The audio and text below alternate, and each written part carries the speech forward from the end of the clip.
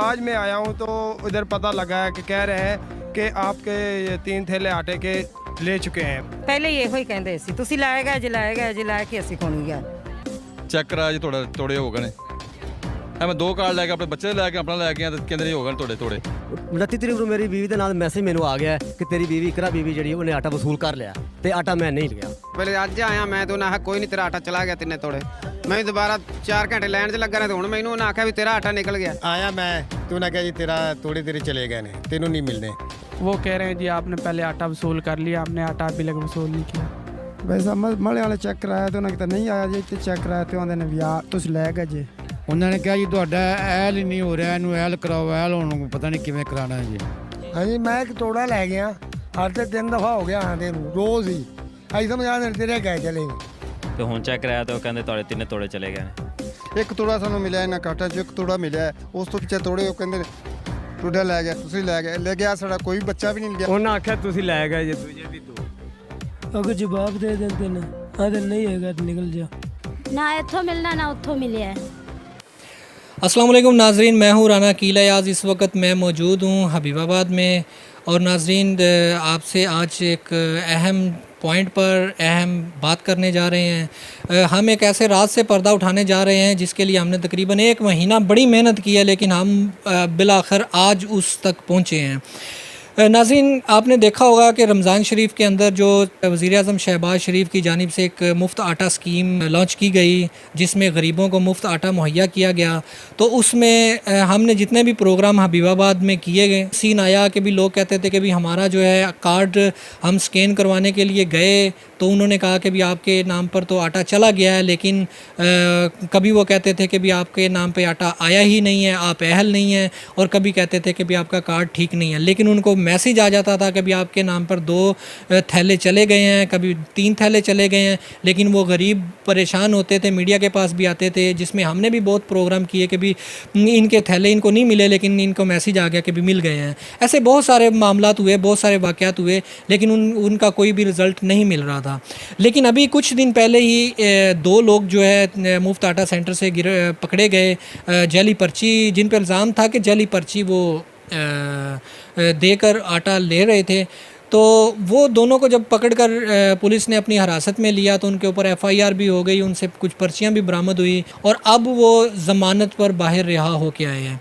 तो आज हम उनसे मिलने के लिए आए, हमने उनसे जानना चाहा कि भी आखिर इसके पीछे क्या था, क्या हकीकत थी, क्या वो वाकई इस चीज़ में मुलव्वस थे और उनके साथ कौन कौन इस मामले में मुलव्वस है, और ये मज़ीद इनके पास जो भी इस मामले में इंफॉर्मेशन है वो सारी हम आपके साथ भी शेयर करेंगे। लेकिन एक चीज़ याद रखिएगा कि ये मुफ्त आटा सेंटर वही है जिस पर हमने बहुत सारे प्रोग्राम किए हैं कि ये जो लोग हैं यहाँ पर रो रहे हैं, परेशान हैं, गरीब कहते थे हमें आटा नहीं मिल रहा, लेकिन इंतज़ामिया कहती थी, स्कैन करने वाले कहते थे, टीचर हजरात कहते थे कि नहीं हमने दे दिए हैं इनको आटा, ये ले गए, इनके फैमिली के दूसरे मेंबर लेके गए होंगे। बहरहाल उन्होंने ये काम किया क्यों, चले हम इनसे बात करते हैं। अस्सलाम वालेकुम।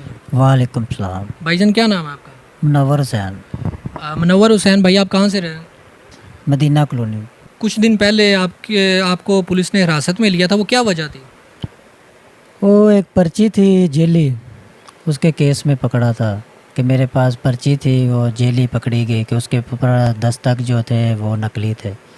तो आपका FIR हो गया, अभी आप ज़मानत पे बाहर आए हैं? जी अभी मैं ज़मानत पे बाहर हूँ। तो आप ज़मानत पे अभी आए हैं तो आप हमें बताएंगे कि भी ये बात हकीकत थी कि वाकई वो जाली पर्चियाँ थी?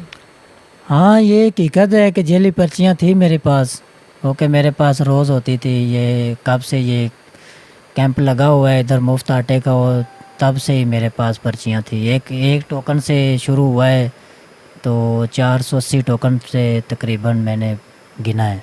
480 टोकन, और उससे कितना तकरीबन आटा निकला होगा? आटा तकरीबन 1000 से ऊपर थैला बनता है, 1000 से ऊपर तकरीबन बनता है।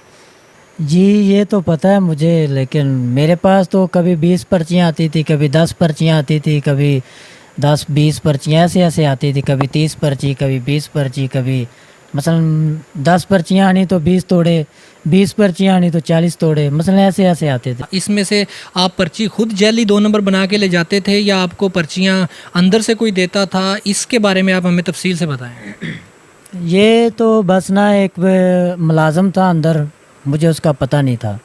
एक मुलाजम था, उसने मुझे देखा, मैंने अपना आटा लेके जा रहा था तो उसने बोला कि भाई ये मुझे एक आटे का थैला ला दो, और उसने मुझे टोकन दिया, मैंने उसको ला दिया। और दूसरे दिन फिर मैं उधर ही खड़ा था, मैं होटल पे काम करता था, तो होटल के सामने जो है ना कैंप लगा हुआ था, और मैं थोड़ा इधर बाहर खड़ा हूँ, तो वो उसने मुझे देखा और उसने बुला लिया मुझे, कहने लगा कि यार ये ना 2 टोकन है मेरे पास, ये मुझे आज भी आटा ला दो। मैंने वो 2 टोकन पकड़े और उसको आटा ला के दे दिया। और बस ऐसे ऐसे तीसरे दिन, चौथे दिन, 5वें दिन उसने रोज़ उसने मुझे 5-5 टोकन देने शुरू कर दिए, 10-10 देने शुरू कर दिए। उसने मुझे लालच दे दिया कि ये आपके 1 टोकन आपका, और 1 टोकन में तकरीबन 2 तोड़े मिलते थे मुझे, और वो मैं अपने घर ले जाता था। तो ये कौन था वो जो आपको जिसने इस्तेमाल किया है, जो आपसे पर्चियाँ वो करता था, वो अंदर में कौन मुलाजिम था, कहाँ का था? ये तो मुझे पहले तो मुझे नहीं पता था। जब 5-10 पर्चियाँ थी, जब मुझे वो उसने 20-20 पर्चियाँ देनी, तो मैंने उससे पूछना कि आपका नाम क्या है। वो मुझे बोलता था कि नाम को छोड़ो, तुम ये अपना काम करो, बस ये हमारे पास ज़ाफ़ी होते हैं, तुम अपना काम करो, तुम्हें 1000-1500 मिल रहा है तो तुम्हें क्या है, नाम को छोड़ो। मैंने कहा नहीं, मुझे नाम तो बताओ। फिर उसने मुझे नाम बता दिया कि सलमान कैसर मेरा नाम है, और मैं पत्तों की के करीब कुछ 53 चक है उधर रहता हूँ, और ड्यूटी करता हूँ। वो टीचर था चूचक में, चूचक गांव है, उधर ड्यूटी करता है, वो टीचर है। बस यही नाम बताया था, लेकिन मुझे तो 20-20 पर्चियाँ, 30-30 पर्चियाँ उसने देनी है बस। तो अभी आपने इतना अरसा जो है ये काम किया, पूरा रमज़ान का महीना आपने तो बड़ा सवाब का काम किया है।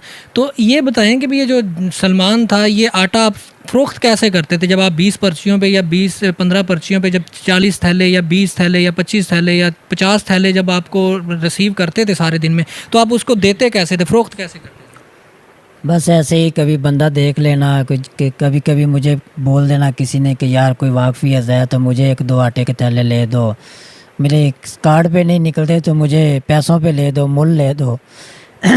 और बस कभी मैंने उसको बोल देना कि आपको 4 थैले दे देंगे, 800 पे मैंने बेच दिए। कभी किसी एक को 10 दे दिए, एक को 5 दे दिए। रोज़ कोई ना कोई नया बंदा मुझे 20 दे दो, मुझे 10 दे दो, मुझे 15 दे दो। बस ऐसे ही बेचे। मुझे तो पता भी नहीं है अभी बंदे कौन कौन है, किधर किधर से आते थे। मुझे पैसे देते थे और मैंने उससे पैसे लेने, पैसे मैंने उसको दे देने और उससे टोकन लेने और मैंने आगे दे देने चला। तो वो टोकन क्या आपके पास वो रेडी रखता था, आप जाके टोकन लेते थे या आपको बुलाता था या आपको कॉल करता था कि मेरे पास आज इतने टोकन हैं, ले जाओ? मुझे कॉल करता था कि आपके पास कितने पैसे हैं, कितने इकट्ठे किए हैं। मैंने कहा अभी पैसे तो नहीं है, आप अगर टोकन है तो मुझे बोल दो। उसने बोला नहीं, आप पैसे बताओ, आप पैसे बोलोगे तो मैं तुम्हें आपको टोकन दूंगा। मैंने उसको ऐसे ही बोल देना कि मेरे पास 5000 है या 10,000 है, तो उसने मुझे टोकन दे देने और पैसे ले जाने। और बस 1-2 उसने टोकन इजाफी दे देने कि ये आपके हैं, ये आपको खुश हो जाओ, ये आपके लिए। कितने का एक थैला फ़रोख्त होता था? 800 का। 800 का। तो उनमें जब आप थैला फ़रोख्त करते थे, क्या उनमें कुछ ऐसे लोग भी ख़रीदते थे जो आते थे यहाँ आटा लेने के लिए, उनको आटा नहीं मिलता था तो वो परेशानी के आलम में वो कहते थे कि हमें दे दें आटा, हमें भी, हम पैसों का ले जाते हैं, हमें मुफ्त तो नहीं मिला?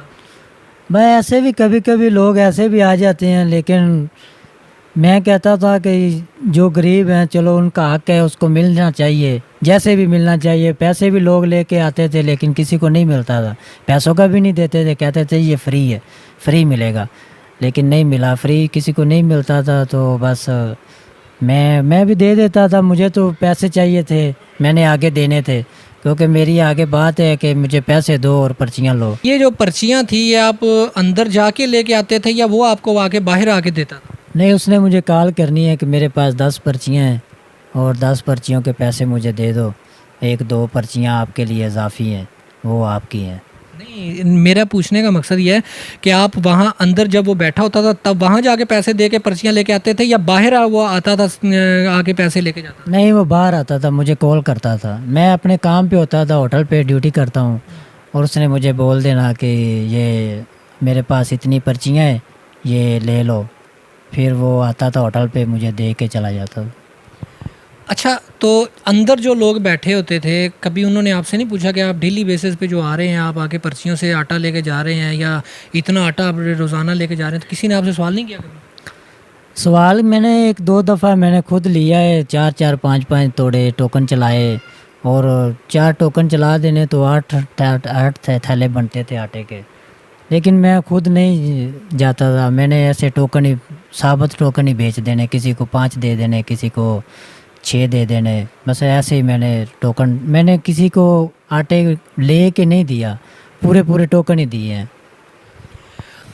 जब आपको आपके FIR दे दी तो उस वक़्त सलमान कैसर ने आपसे कोई रब्ता किया? नहीं, उस वक़्त उसने कोई रब्ता नहीं किया। या आपने उससे कोई रब्ता किया? नहीं, मैंने तो जब ज़मानत होगी मेरी तो मैंने दूसरे दिन, मेरा मोबाइल भी उसके पास था पुलिस स्टेशन में, और दूसरे तीसरे दिन मुझे मोबाइल मिला है, और दूसरे तीसरे दिन मैंने खुद कॉल की है उसको। तो तफ्तीश के दौरान पुलिस ने आपसे नहीं पूछा कि आपके साथ और कौन कौन मुलव्वस है? वहाँ नहीं आपने बताया?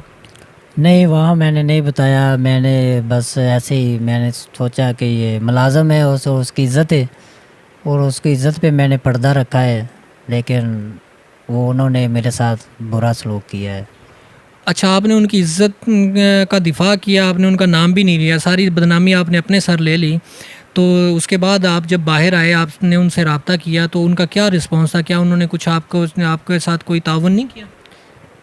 मैंने उससे मैंने कॉल की थी कि मैंने 10-20 हज़ार 30 हज़ार मैंने मसलन लालच में आकर मैंने इतने पैसे इकट्ठे किए, लेकिन जो लाखों थे वो ले गया, जो 20-30 थे वो मुझे दे गया। मतलब रोज़ के मुझे कभी 1500, कभी 2000, कभी 1500, कभी 2000, ऐसे मैंने इकट्ठे किए 15-20 दिन में, और वो जो था वो तो चला गया। मैंने रब्ता तो इसलिए किया था कि मेरे ऊपर जो अभी कर्ज़ है 50-60 हज़ार रुपया मेरा खर्च हो गया पुलिस स्टेशन में, वकील कलाना, वो सब बच्चे थे, जितने कोई मांगता था उसने दे दिए, जैसे कोई मांगता था। बड़ा मैं हूँ, वाला साहब नहीं है सर पे, और बाकी मेरे 3 भाई छोटे हैं। बस वो बच्चे थे, जितने किसी ने मांग लिए उनको तो ये था कि भाई आ जाए बाहर, बस जो जितने मांगते थे उसने दे दिए। कर्ज़ कभी 10 हज़ार उससे ले लो, 5 हज़ार उससे ले लो, ऐसे उसने 50-60 हज़ार रुपये लगा दिए। तो सलमान कैसर से तो मैंने ये बात की थी कि आप मुझे ना थोड़ा, मैं बहुत गरीब हूँ, लिहाजा आप मेरी थोड़ी मदद करें। लाखों रुपए आपने ले लिए, और जेल में भी मैं चला गया, और बदनामी भी हो गई, सारा कुछ। लेकिन आप मुझे मेहरबानी करें, मेरे ऊपर 20-30 हज़ार रुपये कर्ज़ है, आप मुझे दे दें, चलो मैं उसको कर्ज़ दे के अपनी जान छुड़ा लूँ, चलो मुझे कोई सांस आ जाए। लेकिन उसने बोला है नहीं, मेरे पास नहीं है। फिर उसने मुझे 5,000 रुपये दिए, मैं 5,000 रुपये मैं आपको दे रहा हूँ, फिर सैलरी आएगी तो बाकी मैं आपको फिर दूँगा। उसने आपको 5,000 रुपये कैश दिया है? हाँ, इजी कैश किया है, मतलब जायज़ कैश पे। तो आपने निकलवा लिया? नहीं, निकलवाए नहीं है, मेरे अकाउंट में है, अभी भी पड़े हैं। मीडिया को मैंने इसलिए बताना चाहा कि मुझे, एक तो मैंने गलत काम किया है कि गरीबों का माल था, गरीबों तक पहुंचना चाहिए था, लेकिन मैंने खुद जो है थोड़ा अपने लालच में आकर गरीबों का हक मार दिया। और मीडिया को तो मैं इसलिए बता रहा हूँ कि मुझे वो धमका रहे हैं। एक अपने आप को SHO बोल रहा है, आमिर शहजाद नाम बोल रहा है कि मैं आमिर शहजाद हूँ और SHO हूँ, और उसने मुझे गालियाँ भी दी है और बहुत बुरा भला बोला है। गालियाँ दी हैं? आपसे मुलाकात हुई है? आपके घर आया क्या सीन था? मुलाकात नहीं हुई है, अभी मुझे कॉल की है कि आप पकड़े गए थे तो मैं आपके पीछे गया हूँ, आपकी ज़मानत हो गई थी, अभी आप मुझे ब्लैकमेल कर रहे हैं, मुझसे पैसे मांग रहे हैं, मैं आपको अभी पकड़ा दूंगा, आपको पता चल जाएगा कि पुलिस से क्या चीज़ होती है। मैं पुलिस में हूँ, मैं SHO हूँ, मैं अभी आपको ऊपर रेड करूँगा, आपको चुकवा दूँगा, आपको मसलन नुकसान पहुँचाऊँगा। तो आपने किसी SHO पुलिस वाले से कोई पैसे मांगे थे? मैंने तो नहीं मांगे ना, मुझे तो पता ही नहीं है कि SHO कौन है कौन नहीं है। मैंने तो सलमान कैसर से बात की है, उससे मैंने रब्ता किया है कि भाई ये मेरे साथ ये मामला हुआ है, तो लिहाजा आप मुझे मेहरबानी करें, मेरे साथ कोई अच्छा सलूक करें। ठीक हो गया।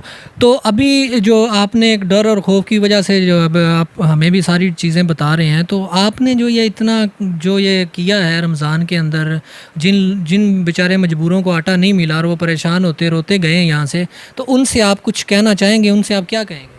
उससे तो मेरी मिन्नत है कि लिहाजा मुझे माफ़ किया जाए। मैं आपको हाथ जोड़ता हूँ, माफ़ी करता हूँ, सॉरी करता हूँ कि आप मुझे माफ़ कर दें। ये गरीबों का हक, वो तो पढ़े लिखे थे, उनको तो सारा मालूम है। मैं तो खुद अनपढ़ हूँ, गरीब हूँ, मुझे गरीबी का पता है कि गरीबी क्या चीज़ होती है। लेकिन वो तो पढ़े लिखे थे, पैसे वाले भी थे, नौकरियाँ भी सरकारी नौकरियाँ करते हैं, लेकिन उन्होंने गलत किया।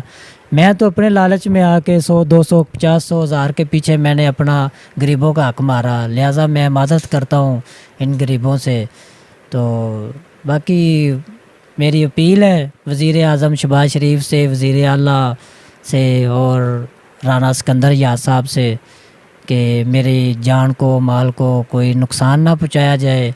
लिहाजा मुझे रहम किया जाए। अगर अभी आप जो है आला हुकाम, जिनमें वज़ीर आज़म साहब हैं, वज़ीर आला साहब हैं, और या डीसी साहब, एसी साहब अगर कोई कार्रवाई करते हैं, वो अगर कोई आगे इंक्वायरी करते हैं, तो उसमें आप उनके साथ ताउन करेंगे मुकम्मल सारा? ताउन इंशाल्लाह करेंगे। जो हकीकत है वो मैं बता रहा हूँ, और इंशाल्लाह मैं हकीकत ही बताऊँगा कि मेरे साथ ये मिले हुए हैं, इन्होंने मुझे टोकन दिए, मैंने चला दिए।